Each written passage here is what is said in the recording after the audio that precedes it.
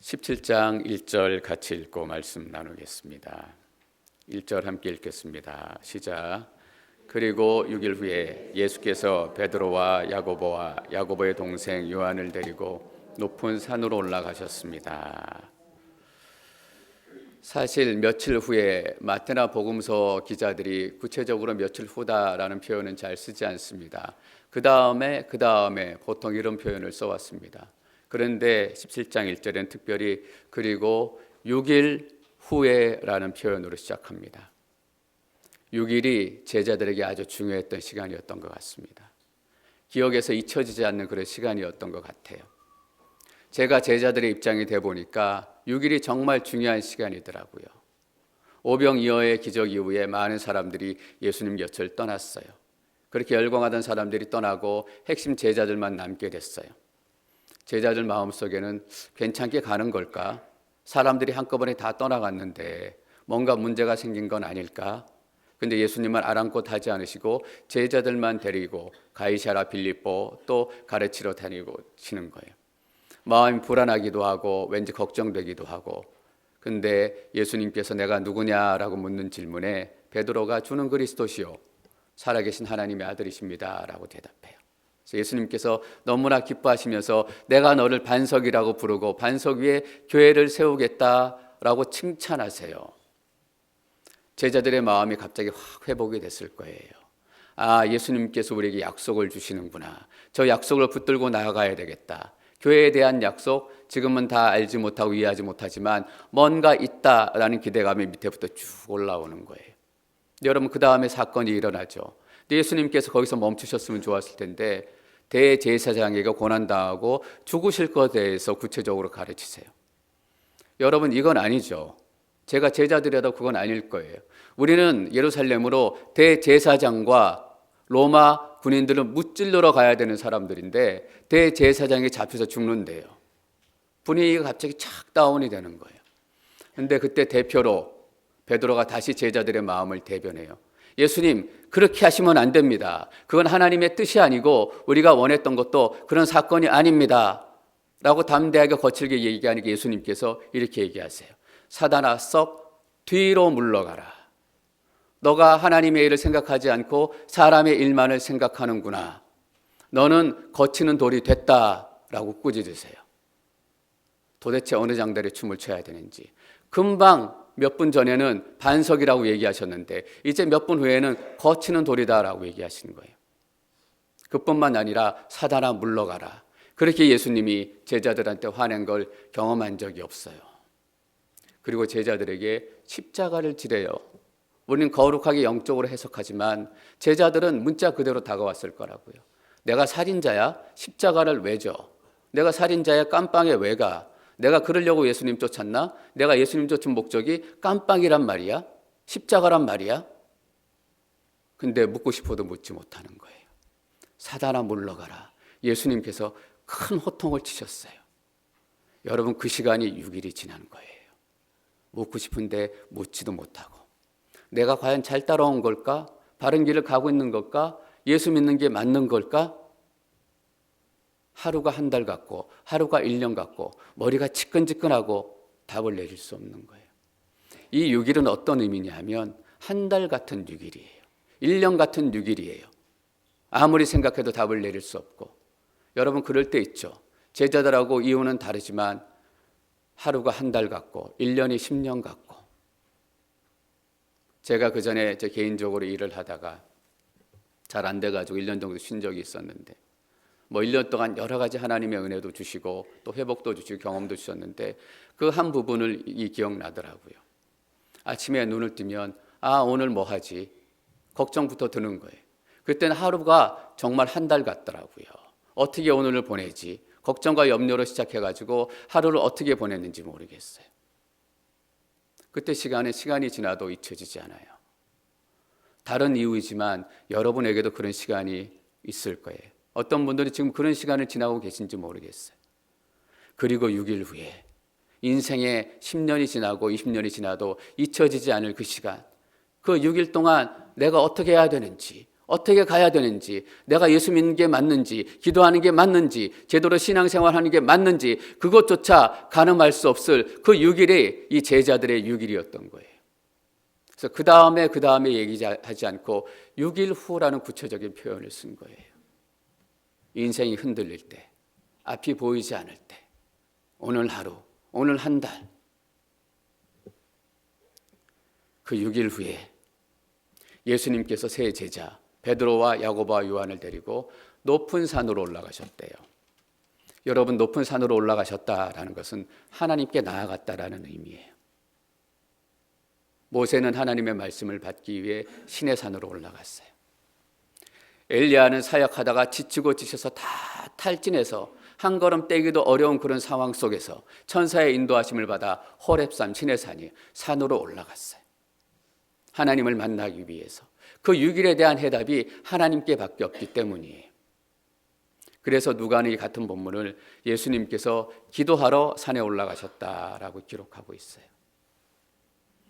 여러분, 그 6일에 대한 해답은 우리 안에 없습니다. 산에 올라가야 돼요. 아버지를 만나야 돼요. 아버지께 기도해야 되고, 아버지 앞에 엎드려야 되고, 아버지께 물어야 되고. 제자들이 예수님 안 계실 때 서로 쑥덕쑥덕했을 거예요. 뭐냐? 누가 알아요? 여러분, 산 아래는 대답이 없습니다. 우리 인생에 대한 해결책 대답은 어디 있어요? 거룩한 산에 있는 거예요. 그래서 예수님께서 3명의 제자를 데리고 거룩한 산으로 올라가셨습니다.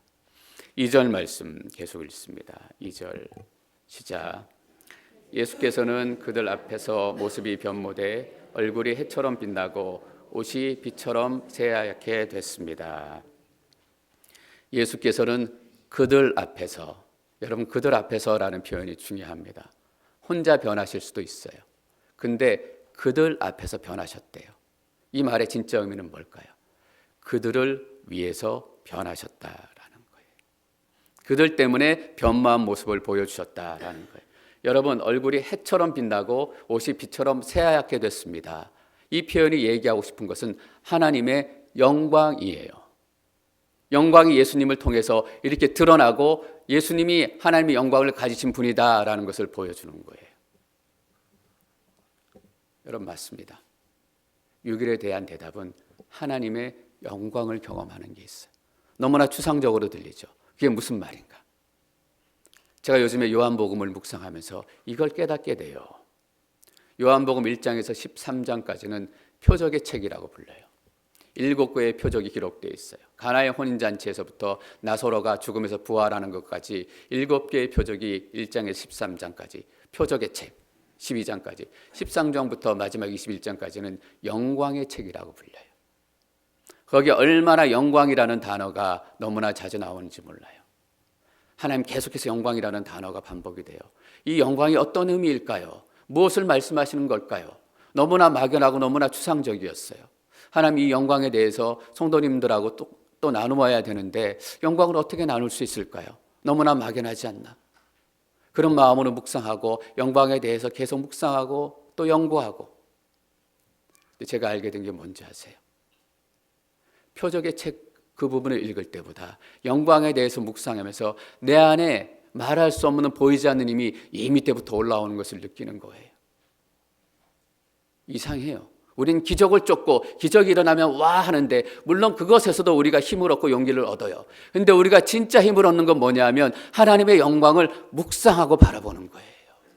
왜 하나님께서 하나님의 영광을 찬양하고 하나님의 영광을 노래하라고 했을까? 제가 그걸 알게 됐어요. 하나님 잘났다. 이걸 우리에게 밝히려는 것이 아니라 하나님의 영광을 노래하면 우리 안에서 우리의 힘으로 할 수 없는 힘들이 솟아나는 거예요.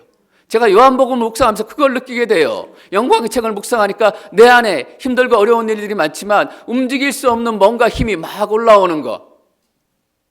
여러분, 기적은 잠깐의 효과는 있어요. 근데 영광은 뭐냐면 우리의 삶을 밑에부터 바꾸는 거예요. 제자들에게 왜 예수님의 영광을 보여주셨을까? 한 번 봐서 다 몰랐을 거예요, 분명히. 그런데 이것을 자꾸 경험함으로 그들의 6일에 대한 해답을 얻어가는 거예요. 그들의 생각은 뭐예요? 메시아는 죽어서는 안 된다. 메시아는 대제사장에 고난당하는 것이 아니라 대제사장을 한 방에 없애야 된다라는 거예요. 예수님의 영광을 묵상하면서 세 명의 제자를 데려오고 왔습니다. 요한, 야고보, 베드로. 왜 세 명 뽑아서 데려가셨는지 알 수는 없어요. 여러분, 중요한 게 뭐냐면 이 거룩한 높은 산에 데리고 갔던 세 명을 또 어디 데려가세요? 겟세마네 동산으로 데려가세요. 여기선 하나님의 영광을 경험하게 하시고, 겟세마네 동산에는 그 영광을 위해서 예수님께서 땀이 핏방울이 되도록 고통스럽게 기도하는 그런 장면을 경험하게 하신다고요. 그래서 제자들을 통해서 그 6일에 대한 해답을 점점 주시는 거예요. 근데 여러분, 제자들의 모습이 재밌어요. 예수님의 모습이 변화될 때 누가복음 7장에서 9장에서 이렇게 제자들 모습 기록합니다. 베드로와 그 일행이 잠을 이기지 못해 졸다가 밤 위에 올라가신 것 같아요. 여러분, 이 거룩한 산에만 졸았어요. 예수님이 기도할 동안. 겟세마네 산에서 예수님께서 기도할 동안 제자들은 또 졸았어요. 제자들의 특기가 뭐냐면 예수님 기도할 때 조시는 거예요. 늘 잠들어 있는 제자. 여러분, 어떤 것을 의미할까요? 예수님의 구원사에게 제자들은 한치도 도움을 주지 않았다라는 거예요. 여러분, 구원은 그런 겁니다. 그래서 주는 메시지를 우리가 잘 기억해야 돼요. 구원은 우리의 힘으로 이룰 수 있는 것이 아니다. 우리의 능력으로 한치라도 구원을 잘하게 할 수 있다면 그런 것이 아니다라는 거예요. 졸고 있는 것이 제자들 뿐일까요? 우리의 모습이기도 해요. 구원 앞에 너무나 무력한 우리의 모습, 구원 앞에 너무도 아무것도 할 수 없는 우리의 무력한 모습, 때는 무력한 모습 때문에 우리는 우리 자신에 실망하게 되고 아파하기도 되고, 여러분, 그런데 우리에게 그것이 소망인 줄 아세요? 우리의 힘으로 이루어지는 것이 아니라 예수님의 힘으로 온전히 이루어지는 것이 구원이라면 우리는 구원을 신뢰할 수 있는 거예요. 여러분, 구원이 박재영 목사에게 달려있다면 여러분들 저 어떻게 신뢰하겠어요? 신뢰하지 못한다고요. 그러나 구원은 오직 예수에게만 달려있기 때문에 우리가 구원을 믿고 신뢰할 수 있습니다. 3절 말씀 계속 읽습니다. 3절 시작. 바로 그때 모세와 엘리야가 그들 앞에 나타나 예수와 이야기를 나눴습니다. 모세와 엘리야가 나타났습니다. 너무나 명확한 메시지입니다. 모세는 율법을 얘기하고 엘리야는 선지자의 대표입니다. 구약 성경을 얘기할 때 표현하는 것, 율법과 선지자입니다. 구약을 얘기하는 거예요. 구약의 모든 것들이 예수 그리스도 안에서 성취되어졌다라는 메시지인 거예요. 모세를 통해서 주신 율법의 메시지, 선지자를 통해서 주신 예언의 메시지, 그것이 예수 그리스도 안에서 온전히 이루어졌다. 십자가의 사건은 무엇인가? 대제사장이 고난당한 사건은 무엇인가? 하나님께서 이 성경을 완성하시는 사건이다라는 거예요. 그런데 예수님이 지셔야 되는 고난을 우리가 또한 져야 된다라고 말씀하셨어요. 우리가 고난당할 때, 우리가 힘들어할 때 우리는 우리 믿음에 무슨 이상이 있는 것처럼, 우리 구원에 이상이 있는 것처럼 착각할 때가 너무나 많습니다. 물론 그럴 때 우리는 거룩한 산으로 올라가서 하나님 앞으로 나아가야 합니다. 그러나 그것이 구원의 이상을 얘기하는 게 아니에요. 믿음의 이상을 얘기하는 것이 아니에요. 그것은 하나님의 구원의 계획을 완성하기 위한 하나님의 계획이다라는 거예요. 바로 그때 모세와 엘리야가 그들 앞에 나타나 예수와 이야기를 나눴습니다. 누가복음에 보면 나누었던 이야기의 내용이 나옵니다. 예수님께서 예루살렘에 가셔서 죽으실 것에 대해서 나눴습니다. 여러분, 우리가 성경의 핵심이 뭔가라는 것을 깨닫습니다. 율법서도 있고 선지서도 있고 역사서도 있고, 구약에서 말하는 핵심은 뭘까요? 예수 그리스도의 십자가예요. 그 십자가의 사건이 예수 그리스도를 통해서 이루어지고 그 구원의 역사가 예수 그리스도를 통해서 이루어진다라는 거예요. 오늘 EM 예배 때 구원에 대해서 잠깐 나눴습니다. 우리가 어떤 메시지를 다 포기할지라도 구원의 메시지는 포기할 수 없다라는 것. 그리고 하나님께서 이 땅을 구원하시기 위해서 무엇을 하셨는지, 독생자 예수 그리스도를 십자가에 못 박게 하셨고 우린 예수님께서 십자가에 못 박히신 그 사건을 너무나 신화적으로 생각하고 그런 일이 있었겠지라고 생각하고 말아요. 그러니까 여러분 아니에요. 예수 그리스도가 십자가에 우리 죄 때문에 못 박히신 사건은 너무나 확실한 역사적인 사건이고 예수님께 실제로 살점이 떨어져 갔던 사건이고 실제로 피를 흘렸던 사건이고 그 십자가에 우리의 죄를 못 받고 죽으셨던 그 사건이에요. 하나님 도대체 우리의 고난의 시간에 무엇을 하셨습니까?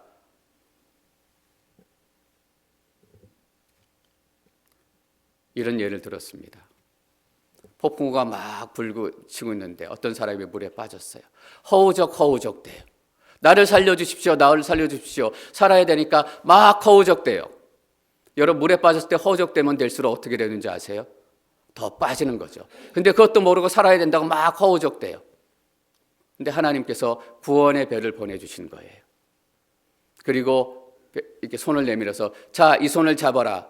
허우적대지 말고 이 손을 잡으면 네가 살 수 있다. 배로 올라올 수 있다. 이것을 믿어라 라고 얘기하니까 뭐라고 얘기하는 거예요 우리는? 아니에요. 허우적 거리는 거 멈추면 우리는 물에 빠져 죽게 될 거예요. 절대로 허우적 거리는 걸 내가 멈출 수 없어요. 내가 그 손잡으면 산다라는 말을 믿지 못해요. 그냥 계속 허우적 거릴 거예요. 그리고 허우적 거리는 거 사는 거예요. 결국은 어떻게 돼요? 허우적 거리다 물에 빠져 죽잖아요. 그리고 죽어서 하나님 앞에 가면 하나님께 따지는 거죠. 하나님, 폭풍우가 찾아와서 내 인생이 그렇게 어려울 때 하나님께서 왜 나를 구원해 주지 않으셨어요? 내가 얼마나 허우적거리는 줄 아세요? 하나님께서 뭐라고 얘기하세요? 너를 구해주기 위해서 배를 보냈잖아. 그리고 그 손만 잡으면 네가 살 수 있다고 그 손을 믿어라 라고 내가 얘기했잖아. 그리고 배에 너가 탈 자리가 없어서 그 배에 타고 있던 예수를 바다에 집어 던지고 그 자리에 너를 안치고 구원하기 위해서 예수를 물속에 던졌잖아. 너가 탈 자리가 없었기 때문에. 근데 너 왜 그 배 안 탔니? 왜 계속 허우적댔니? 여러분 우리가 그렇게 신앙생활 하는 줄 아세요? 맨날 허우적대는 거예요. 손만 내밀어라. 그때서 어떤 신학자는 우리의 믿음을 손이라고 표현한 신학자도 있어요. 우리의 믿음으로 그 구원의 약속을 받아야 되는데 계속 허우적대느라고. 여러분 기억하시기 바랍니다. 허우적댈수록 더 깊이 빠질 뿐입니다. 십자가는 그런 거예요. 그 배에 원래 우리가 탈 자리가 없었어요.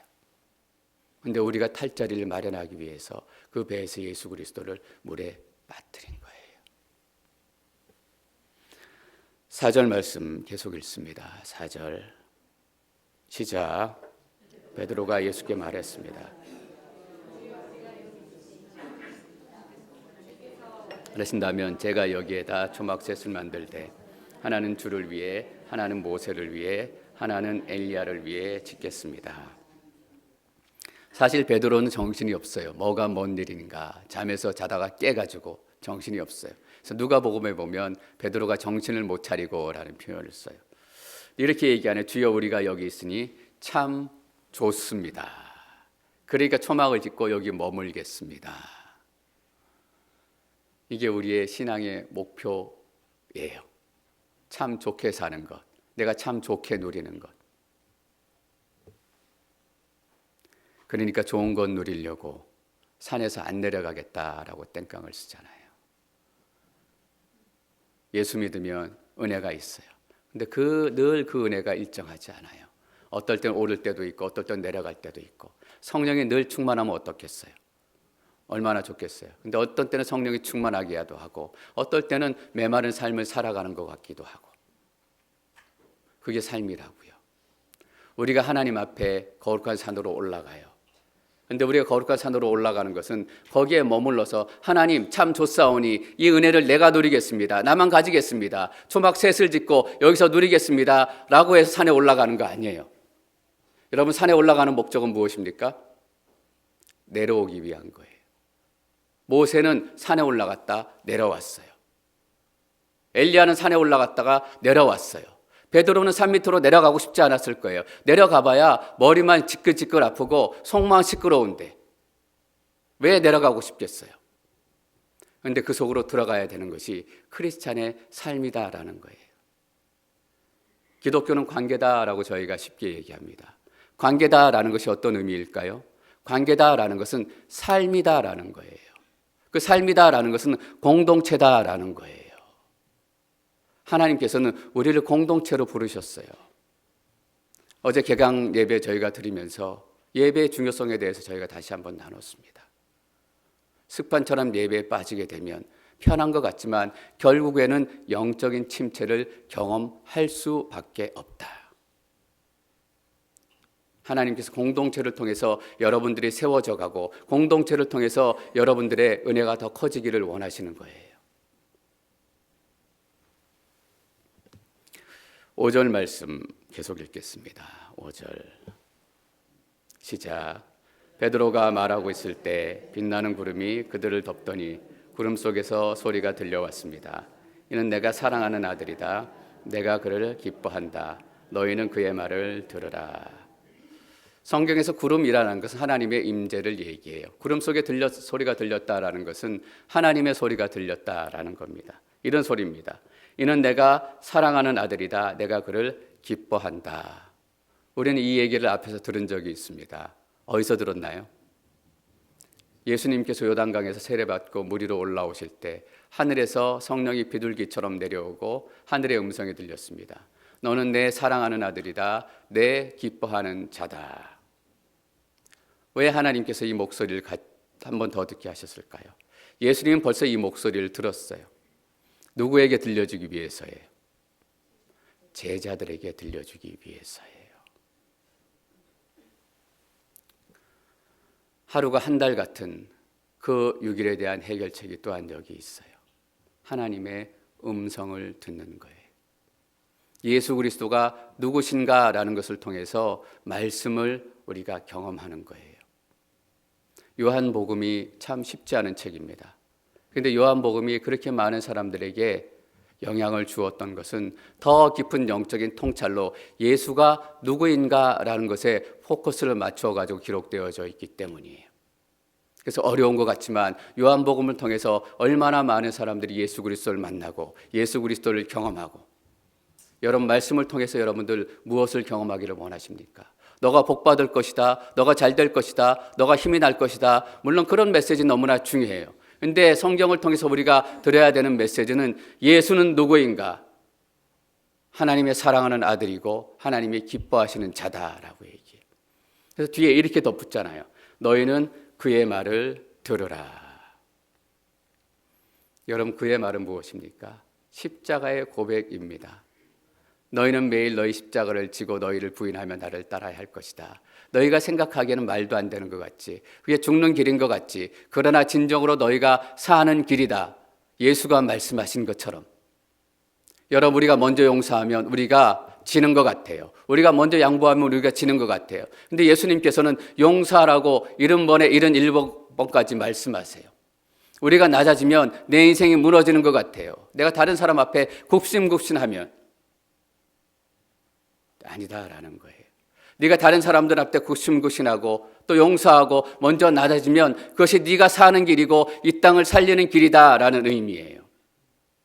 지난주에도 말씀드렸죠. 십자가를 진다라는 것은 한 번 더 용서하고 한 번 더 이렇게 양보하고 그게 아니다라는 거예요. 우리의 삶의 원칙을 완전히 뒤집어 엎는 거예요. 복수하는 삶의 방향이 아니라 용서하는 삶의 방향이 우리의 삶의 방향이 되어야 한다라는 거예요. 저는 여러분들이 예수의 말씀을 더 정확히 들으시기를 축원합니다. 예수의 말을 잘 듣는 사람은 기도가 달라져요. 제가 요즘에 스스로 기도하면서 느끼는 게 있어요. 하나님의 말씀이 있고 하나님의 사랑이 있으면 기도가 촘촘해져요. 여러분 기도가 촘촘해진다라는 말이 어떤 의미인지 아시겠어요? 근데 우리가 다른 사람들을 위해서 기도할 때 잘 되게 해주시고 어려움이 있으니까 그 어려움을 극복하게 해주십시오 라고 기도하고 말아요. 근데 하나님의 말씀이 내 안에 있고 하나님의 사랑이 내 안에 있으면 기도가 촘촘해지더라고요. 그 사람에 대해서 구체적으로 기도하게 되고 그 사람의 형편에 대해서 더 구체적으로 기도하게 되는 거예요. 여러분 우리가 열방에 대해서 기도할 때 얼마나 듬성듬성 기도하는지 아세요? 선교사를 위해서 기도할 때 너무 듬성듬성 기도해요. 하나님 사역이 잘 되게 해주시고 그 가족이 평안하게 해주시고 어려움이 없게 해주시고 듬성듬성 기도하게 된대요. 근데 정말 그 선교사님의 삶이 내 안에 있으면 정말 촘촘하게 기도하게 되더라고요. 그 아이의 오른쪽 눈이 늘 좋지 않습니다. 그 사모님이 백내장이 있어서 수술을 해야 하는데 수술하기가 어렵습니다.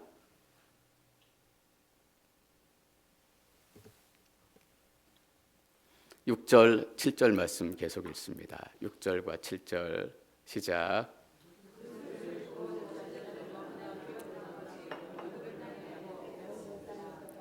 그때 예수께서 다가와 그들을 어루만지며 말씀하셨습니다. 일어나 두려워하지 말라. 두려움 가운데 있는 제자들, 예수님께서 손을 대시며 말씀하셨습니다. 그 손은 어떤 손이었습니까? 그 손을 대고 기도하면 문둥병이 낫는 손이었어요. 그 손을 대고 기도하면 귀신이 떠나가는 손이었어요. 그 손을 대고 기도하면 죽었던 자가 살아나는 손이었어요. 여러분, 그 손을 얹고 말씀하시는 거예요. 예수 그리스도의 그 능력의 손이 여러분들에게 얹혀져서 말씀하시는 거예요. 두려워하지 마라. 두려워하지 마라. 그 권능의 손으로 여러분들을 지키실 줄 믿습니다. 예수님이 그 손으로 베드로와 야고보와 요한만 대고 말씀하시는 거예요. 동일하게 우리에게, 박재영 목사에게 여러분들의 삶에 대고 말씀하세요. 두려워하지 마라. 일어나라. 그래서 8절 말씀이 나오는 겁니다. 8절 함께 읽습니다. 시작.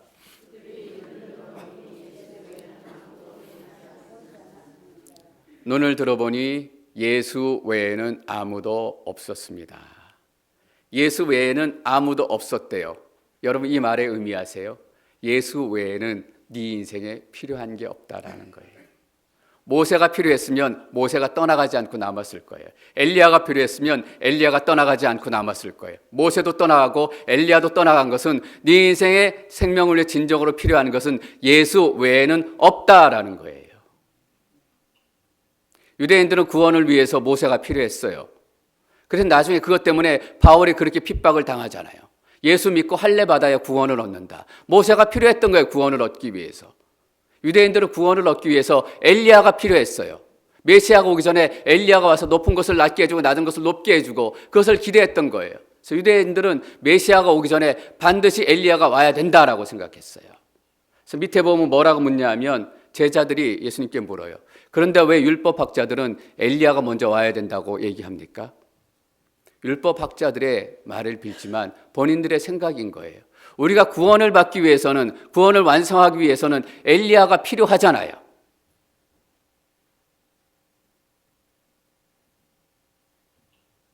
그런데 예수 외에는 아무것도 보이지 않았다라는 겁니다. 이 말의 깊이와 무게를 여러분들이 좀 공감할 수 있었으면 좋겠습니다. 우리는 예수 믿고 우리 자식 중에 하나는 명문대 가야 구원받은 거로 생각해요. 예수 믿고 한 번 기적을 경험하고 두 번 기적을 경험하고 엘리야의 능력을 경험해야 구원받은 것 같이 느낀다고요. 여러분, 그게 진짜 우리의 신앙생활이고 구원에 대한 생각이에요. 예수 외에도 모세가 있어야 되고 예수 외에도 엘리야가 있어야 되고 모세 외에도 건강이 있어야 하고 돈이 있어야 하고 성공이 있어야 하고 사람들이 내 주위에 모여 있어야 하고 오늘 내 기분이 괜찮아야 구원받은 거예요. 그렇지 않으면 구원받지 못한 거예요. 모세가 있어야 되고 우리가 계속 예수님께 묻는 거예요. 엘리야가 먼저 와야 되지 않습니까? 엘리야가 먼저 와야 되지 않습니까? 하나님, 내가 예수 믿는데 이 정도는 성공해야죠. 예수 믿고 내가 잘 살아야 다른 사람도 예수 믿지 않겠어요? 근데 분명히 얘기하시는 거예요. 눈을 들어보니 예수 외에는 아무도 없습니다. 저는 여러분들이 예수 외에는 아무것도 찾지 않기를 축원합니다. 예수 외에는 우리를 살려줄 사람이 없다고요. 그 배에서 우리를 대신해서 뛰어내려주는 분이 예수 외에 누가 있겠어요? 여러분, 저도 그 배에 제자리 찾기 위해서 여러분들한테 양보 안 할 거예요. 내가 살아야 되는데 여러분 저한테 양보하시겠어요? 그 배 놓치면 우리가 당장 죽는데. 그런데 예수님은 여러분들을 위해서 그 자리 양보하시고 바다에 뛰어드신다니까요.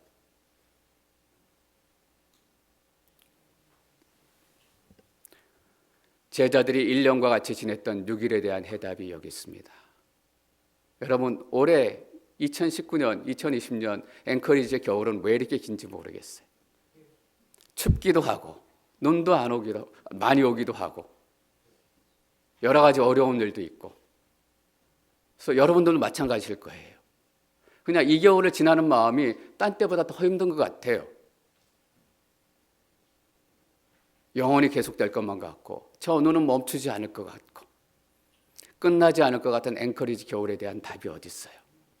예수 외에는 아무도 보이지 않아야 돼요. 예수 외에 딴 것이 보이기 시작하면 우리는 치워진다고요. 우리의 머리는 복잡해진다고요.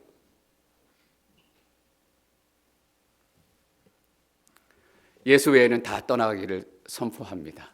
근심이 되었던, 염려가 되었던, 개인적 욕심과 욕망이 되었던 예수 외에 다 떠나가는 순간 진짜 우리의 겨울은 끝날 줄 믿습니다. 우리의 6일의 해답이 우리 삶 가운데 들어오게 될 줄 믿습니다.